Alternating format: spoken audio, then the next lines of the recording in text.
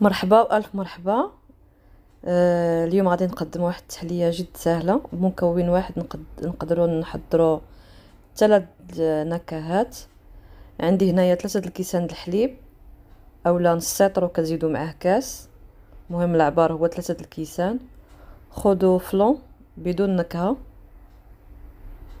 خديت انا هنا الشاصيه ديال الفلون بالسكر، يعني الا كانت بلا سكر غادي تزيدوا الحلاوه على حسب الرغبه ديالكم. صافي غادي نحرك المكونات مزيان حتى تنسجم العناصر، وعاد نديرها فوق العافيه تسخن مزيان.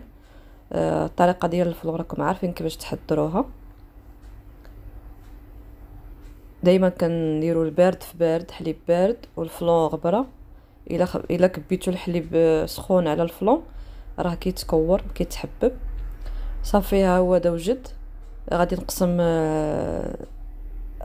نقسم الحليب على 3 ديال الكؤوس كما كتشوفوا، راه الصوره معبره. كل نكهه كل كاس غادي نديرو بنكهه مختلفه. تبعوا الطريقه كيفاش كتجي صراحه الله تحليه سهله وكتوجد في زمن جد بسيط، ما كتواخدش معكم وقت، وكتجي في المنظر جد رائعه. تقدروا تقدموها في المناسبات، تقدروا تقدموها مثلا في شي عراضه اللي بغيتو. بالنسبه للمكون الاول غادي ندير كريم كراميل اللي تقدروا تحضروها في الدار. راني حضرت معكم الطريقه كيفاش تحضروا كريم كراميل. انا استعملت الجاهز بعد قطرات تقريبا واحد المعلقه كبيره. بالنسبه للحلاوه راه كيكون كريم كراميل حلو، يعني ضروري ملي غادي تضيفوا السكر غادي ديروا في حسب بانكم راكم دايرين مكون اخر اللي غادي يكون حلو. صافي كنحرك مزيان مع حد الحليب كيكون سخون دغيا كتنسجم العناصر ودغيا ديك الكراميل كيدوب. ما تخليوش حتى يبرد لان ما عادش العناصر ما غاديش تذوب معاكم مزيان. كيما تحيدوه من البوطه كيما تزيدوا باقي المكونات باش يذوب معاكم العناصر. المكون الثاني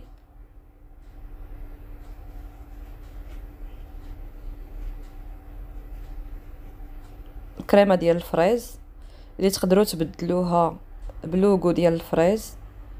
داك المنكه ديال الفريز اللي كيكون فيه اللون. بالنسبه انا خديت الجاهز، يعني راه كيتباع هنايا جاهز بلا ما نصوبو. كيعطي اللون غوز وتا هو في نفس المذاق راه حلو، يعني ما زدتش سنيده. بالنسبه للتحليه الثالثه يا اما غادي تستخدموا فيها الشكلاط دايب اولا الشكلاط هكاك صحيح كديروه في داك الحليب وهو راه كيدوب، يا اما تستعملوا معلقه ديال القهوه ديال سريعه الذوبان اللي هي استعملت انا قهوه سريعه الذوبان. ما بغيتش نستعمل الشكلاط خليته زينت به في الاخر. المهم تبعوا الطريقه وغادي تشوفوا الطريقه كيفاش جايه سهله دغيا كتوجد معكم كتجي زوينه. بالنسبه لما كانش عندكم الفريز كديروا الملون احمر ديال التغذيه وكديروا النكهه ديال الفريز. تقدروا تستعملوا في التحليه اي نكهه، اللوز ديال الزهر ديال الفاني، المهم اللي عندكم موجود في الدار. صافي عاد نستعمل هنايا تقريبا واحد 2 معالق ديال قهوه ديال سريع الذوبان. تقدروا تستعملوا الشكلاط الا بغيتو، تقدروا تستعملوا الكاكاو اولا كاوبين، المهم اللي كان عندكم. ماشي ضروري تستعملوا اللي انا استعملت، اللي كان عندكم موجود في الدار غادي تخدموا به. طريقه جد مبسطه. صافي كنحركوا العناصر، كنخليو داك القهيوه حتى كدوب مزيان باش ما كتبقاش هكاك محببه، وصافي وكنفرغها في الكؤوس كنخليهم يبردوا غير في سطح العمل، يعني بلا ما تدخلوهم للثلاجه. راهم دغيا كيبردوا ما كياخذوش وقت. الفلور راكم عارفينه دغيا كيبرد. بغيت نزيد نركز شي شويش اللون باش ما يجيش اللون بحال الكريم كراميل. هانتوما كتلاحظوا الكريم كراميل عطى اللون مارون مفتوح، بغيت نزيد اللون ديال القهوه شويش باش يعطي اللون مغلوق على كريم كراميل باش يكون اختلاف في الالوان. صافي كندوز كنكب الكؤوس ديالي كنعمرهم كما كتشوفوا. صافي غنخليها تبرد في سطح العمل وغادي ندوزو للطريقه ديال التزيين. تابعوا الفيديو للاخر.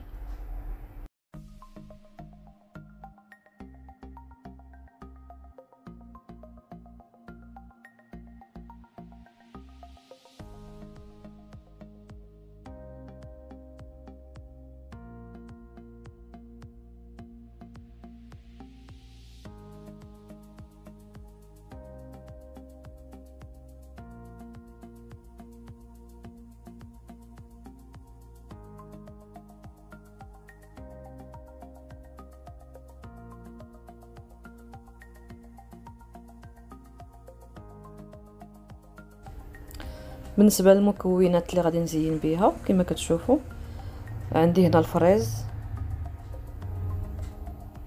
مقطع تقريبا واحد 4 ديال الحبات ديال الفريز. عندي هنا البسكوي مطحون، اي بسكوي عندكم. عندي هنايا اللوز مهرمشاه مع شويش ديال السنيده. وعندي هنا الشكلاطه بحدا قطعتها على نص. تقدروا تستعملوا شكلاط حبيبات، انا نستعملهم انا بجوج للتزيين.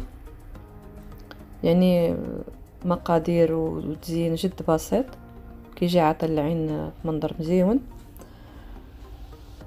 غندوز نسبق بالفريز هو الاول، يعني ما كندير له حتى شي اضافه اخرى من غير هاد الطريقه هكا. يعني ما كنزيدش نعمر عليهم، كنخليهم هكا كيجيو. راكم شفتوا الفلو راه شد راسو، يعني ما غادي حتى حاجه ما غادي تهبط لتحت، كلشي غادي يبقى في الوجه.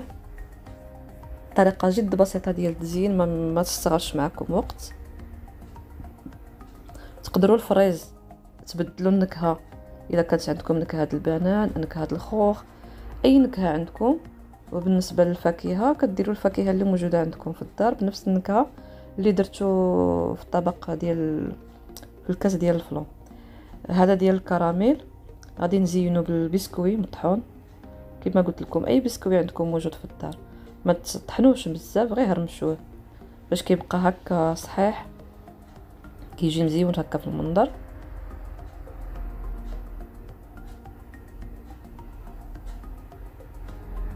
والطبق ديال والكاس ديال الفلون ديال القهوه سريعه الذوبان غادي نزينوه باللوز كما قلت لكم مهرمش مع شويه ديال واحد المعلقه ديال السنيده.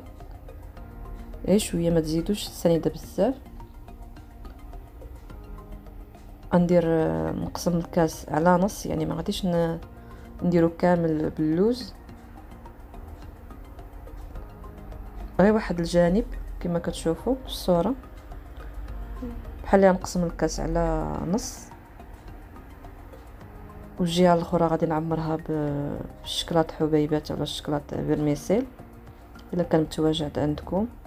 الا ما كانش تقدروا تجيبوا اي شكلاط وتحكوه بالحكاكه رقيقه اولا الغليظه، كيهبط على شكل حبيبات كتزينوا به. اولا تقدروا ديروا الشكلاط دايب في هذه التحليه ديال القهوه، تذوبوا الشكلاط وكديروا الشكلاط من الفوق دايب، ولكن ما ديروهش سخون باش ما يذوب لكمش الفلون. خليه حتى ياخذ الحراره ديال المطبخ، عاد زيدوه. صافي كتزينوا بالشكلاط حبيبات. وكنزيد نكمل داك الشكلاط مرصويات اللي قطعت كاضافه، كيجي منظر مزيون. يعني تقدروا تزينوا باي حاجه. الشكلاط راه كيتواتى مع القهوه كما كنعرفوا، كيجي فلوق وكيجي مزيون. بالنسبه للكاس ديال الكريم كراميل، كناخذ كريم كراميل اللي كان مازال متواجد عندكم. صافي كندير به خطوط عشوائيا كما نتوما تشوفوا في الفيديو. وصافي وكندخل التحليه للثلاجه تبرد، لانها كتكون في حراره المطبخ. كندخلوها تبرد، تاخذ الحق الكافي ديال البروده. كتجي تحليه بارده كتجي احسن. صافي وهذا هو الطبق ديال اليوم، كنتمنى يعجبكم. الطبق كيجي زويون، كيجي عاطل العين وجد بسيط، يعني ما فيش مكونات بزاف. نتمنى يعجبكم، نتمنى تفعلوا الجرس وباش يوصلكم الجديد، ومزيد ان شاء الله من الاشتراكات ومزيد من الدعم. وشكرا لكم على التشجيعات وعلى التعاليق اللي كتخلوا لي في الكومنتير، وشكرا لكم على المشاهدة.